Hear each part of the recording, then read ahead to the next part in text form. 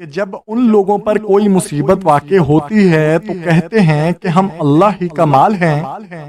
اور اسی کی طرف لوٹ کر جانے والے ہیں۔ یہی لوگ ہیں جن پر ان کے پروردگار کی عنایتیں ہیں اور خصوصی رحمت بھی ہے،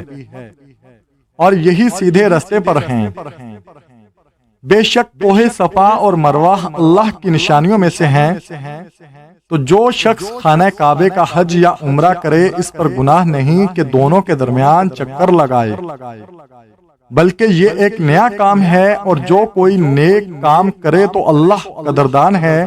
دانا ہے۔ جو لوگ ہمارے حکموں اور ہدایتوں کو جو ہم نے نازل کی ہیں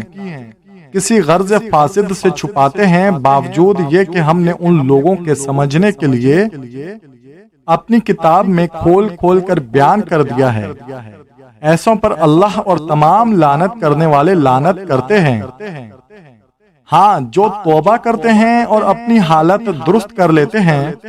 اور جو احکام الہی کو صاف صاف بیان کر دیتے ہیں تو میں ان کے قصور معاف کر دیتا ہوں،